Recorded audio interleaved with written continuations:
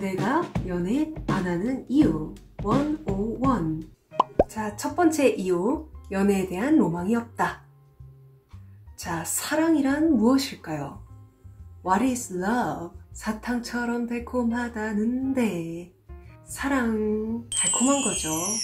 인류가 느낄 수 있는 굉장히 값지고 소중한 감정 중에 하나라고 생각합니다. 근데 저는 아기 때부터 연애에 대한 로망이 없었습니다. 사랑 자체의 필요성도 못 느꼈고 관심도 크게 없었던 것 같아요. 영화도 장르가 딱 멜로인 거는 잘 안 찾아보게 되고, 특히 책이나 웹툰은 장르가 로맨스면 진짜 안 읽히더라고요. 지루해서.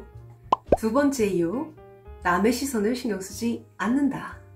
제가 대학 때 듣고 놀랐던 말이 있습니다.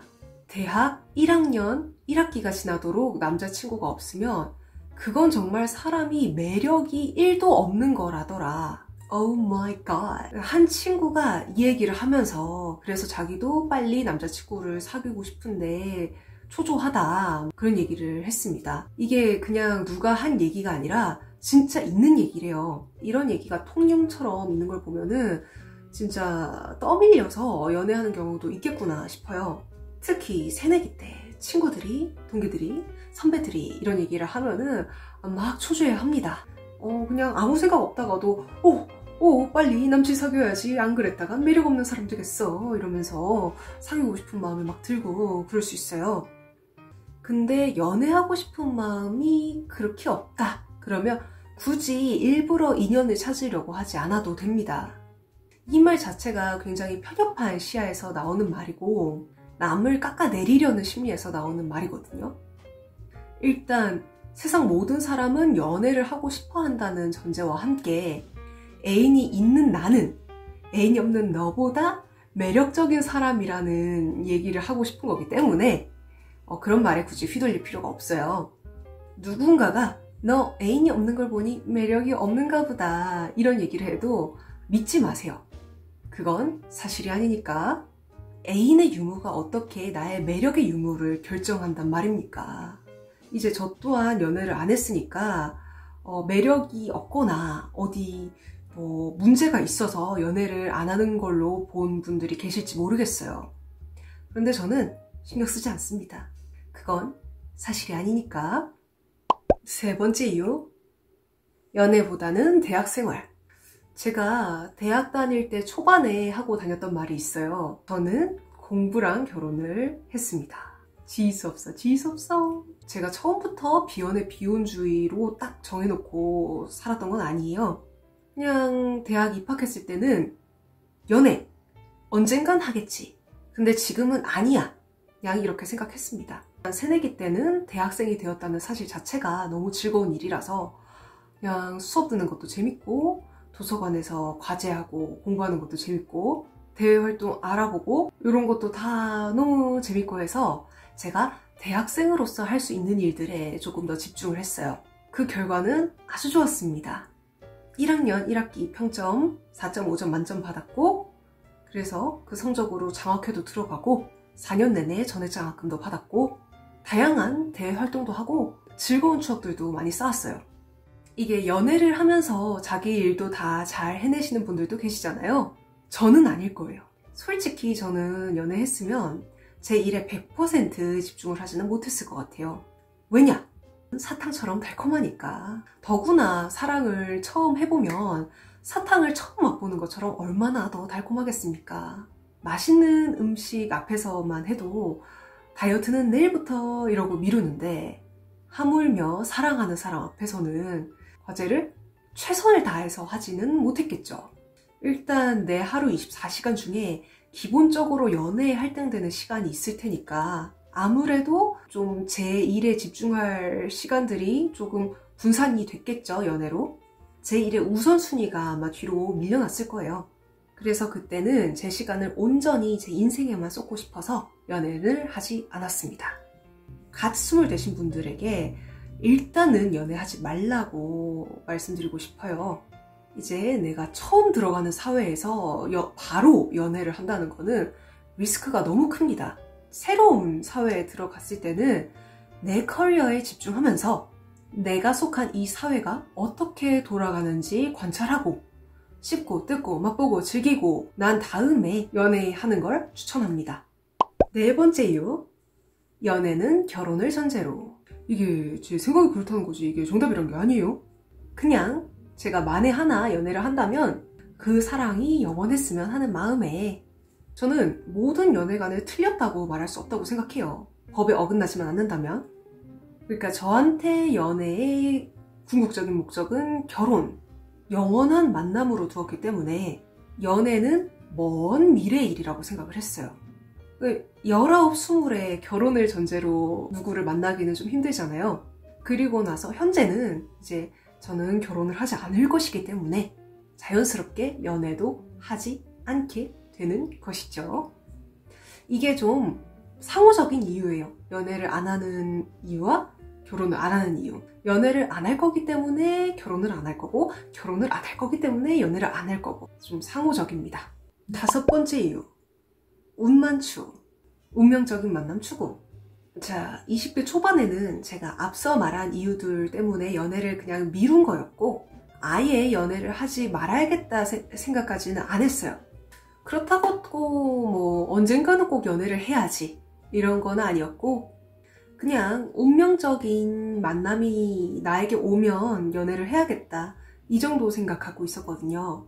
뭐 그냥 대충 언젠가는 운명적인 만남이 나타나지 않을까 하고 살고 있었는데 시간이 굉장히 빠르게 흐르더라고요. 그냥 이러다가 운명적인 만남 없이 50살, 100살까지 쭉 살겠는데? 라는 생각이 들면서 세상에는 운명적인 만남이란 없구나 하고 깨달았어요. 참 빨리도 깨달았죠? 아, 이래서들 소개팅 나가고 모임에 나가서 인연들을 찾는구나. 안 그러면 인연이 저절로 나에게 찾아오지 않으니까. 그래서 저는 운만추인데 이제 세상에 운명적인 만남은 없다는 걸 알게 되었으니까 그럼 뭐 그냥 연애 안 하고 살지 뭐 이런 결론을 내렸습니다. 여섯 번째 이유, 연애. 첫맛은 달콤하지만 뒷맛은 씁쓸. 보면은 연애의 초반은 항상 달달해요. 너무너무 달달합니다. 근데 끝을 보면은 너무 써 보이더라고요. 또 헤어지고 나면 그 애인과 함께 했던 기억들을 다 지워버리고 싶다고들 하잖아요. 그 시간들이 다 의미 없는 시간이 되는 거고 또 연애하는 동안에 사랑에 빠지는 달콤함도 느끼겠지만 질투, 걱정, 불안 이런 부정적인 감정도 함께 느껴야 되잖아요. 저는 그런 감정 소모들을 생각만 해도 좀 진이 빠지거든요. 이제 친구하고 카톡을 하다가 답이 없어도 막 왜 답이 없지?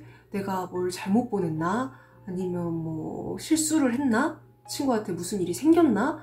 이렇게 걱정이 되는데 하물며 사랑하는 사람이 그러면 얼마나 더 속이 타고 애가 타고 불안하고 그러겠어요.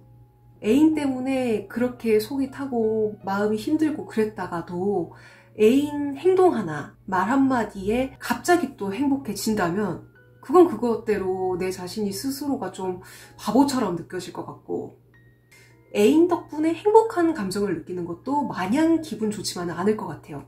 내 감정을 컨트롤할 수 있는 거는 누구다? 아, 나다. 근데 아무래도 연애를 하면 애인에 의해서 내 감정이 좌지우지 될 거니까 그것도 제가 연애를 안 하고 싶은 이유 중에 하나입니다. 일곱 번째, 내가 만나는 사람이 좋은 사람일 거라는 보장이 없다. 가끔 제가 이런 질문도 들어요. 정말 완벽한 사람이 나타나도 연애를 할 생각이 없겠느냐? 그런 사람이 있는데 연애를 하지 않을 이유가 있겠느냐? 저도 예전에는 뭐 그렇게 생각했어요. 근데 사람이 완벽하다는 거를 처음 만났을 때는 알 길이 없어요. 그리고 사랑에 빠지면 그 상대방이 완벽해 보이겠죠. 완벽하지 않더라도 이 사람이 너무 내 맘에 든다. 나한테 너무 잘하고 순수하고 너무 완벽하다. 이러면 오히려 의심을 좀 해봐야 됩니다. 이게 사기꾼들의 특징이에요. 이 사람이 너무 내 마음에 쏙 들게 행동을 해. 이 사람은 작은 거짓말 하나를 못해서 거짓말을 하더라도 티가 나. 요러면 의심을 좀 해봐야 됩니다. 무서운 세상이니까. 그리고 사기꾼들은 이득을 취하려는 뚜렷한 목적이 있기 때문에 더 달콤하게 다가옵니다. 일단은 사랑의 힘이라는 무기를 손에 쥐어야 하니까 더 능숙하게, 더 노련하게, 그리고 처음에는 막 이벤트, 선물 공세까지 막 퍼부을 수도 있어요. 그 상대가 너무 좋아서 하는 것일 수도 있지만 이게 사기꾼이라면 나중에 배로 뜯어먹으려는 초기 투자 비용일 수도 있습니다. 아는 사람한테 사기 당하는 것보다 애인 관계가 됐을 때 사기를 당하면 더 곤란해집니다. 공식적으로 애인인 사람이기 때문에 고소하거나 신고하기도 좀 어려움이 있고, 또 이제 마음이 사랑하는 사람에게 모질게 대하지 못하는 그놈의 사랑 때문에 알면서도 계속 뜯기게 돼요. 어떤 형태로든. 부부의 세계 미녀서도 처음에 그러잖아요. 그 데이트 폭력하는 나쁜 놈의 새끼가 막 때리고 돈 내놓으라 하고, 그런데도 못 헤어지는 이유, 사랑하니까. 극 중에서 김예 배우님이 이제 민현서를 도와주면서 왜 못 헤어지느냐, 그러다 죽을 수도 있다, 이렇게 얘기를 하는데 민현서가 이렇게 대답합니다. 사랑해서 그래요, 내가. 이 얼마나 비극입니까. 그리고 상대방이 나쁜 사람인 걸 알아차렸고 이제 내 마음 정리 다 했다고 해도 쉽게 못 헤어져요. 왜냐? 안 헤어져 주니까. 저도 뭐 상대방이 그렇게 누가 봐도 나쁜 놈인데 못 헤어지는 분들 보고 예전에는 이렇게 생각했어요. 한쪽이 헤어지자 그러면 헤어지는 거지, 왜 못 헤어지는 거지? 이런 생각했거든요. 근데 이게 헤어지는 게 그렇게 간단한 게 아닌 것 같더라고요. 안 헤어져 주는 경우 엄청 많습니다. 한번 애인이 됐으면 애인 관계였다는 사실 자체를 무기로 삼는 경우도 많고, 이제 이 사기꾼들은 한 번 문 이 타겟을 순순히 그렇게 쉽게 놔주질 않아요. 이게 나쁜 사람이랑 연애하게 된 사람이 바보라서 그 사람이랑 만나게 되는 게 아닙니다.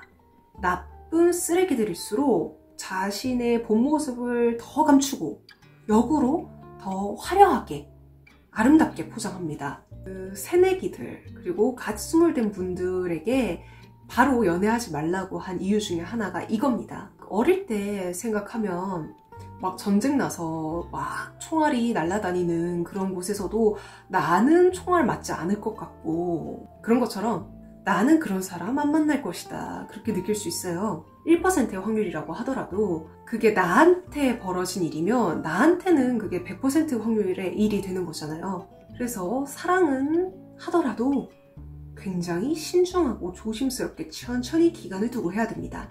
사랑이 아니더라도 그래요. 나한테 너무 잘해주는 사람이 있으면 이 사람이 왜 나한테 이렇게 잘해주지? 라는 생각을 객관적으로 한번 해봐야 됩니다.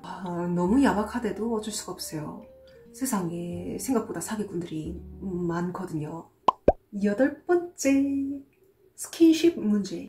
자, 이거 넣을까 말까 고민 많이 했는데 이것도 제가 연애 안 하는 이유 중에 큰 이유이기 때문에 넣어봤습니다. 저는 개인적으로 스킨십을 결혼 후에 하는 것을 지향합니다. 제가 만날 상대방도 그랬으면 하고요. 이유는 그냥 라이프 스타일이라고 생각합니다. 여튼 뭐 결혼 후에 스킨십을 지향하는 거랑 연애를 안 하는 거랑 무슨 상관이 있냐? 맞아요. 뜻 맞는 사람끼리 연애하는 경우도 봤습니다. 근데 저는 그 둘이 케이스가 이제 되게 잘 맞은 경우라고 생각하고, 이게 뜻을 맞는 사람을 찾는 게 쉽지 않을 거라는 생각이 들더라고요. 자, 제가 연애 안 하는 101가지 이유 중에 8가지를 대보았습니다. 나머지는 뭐 기회가 된다면 또 차차 영상으로 답변해 드리도록 할게요. 영상 유익하게 보셨다면 좋아요, 구독 부탁해요. 오늘도 영상 봐주셔서 감사합니다. 안녕.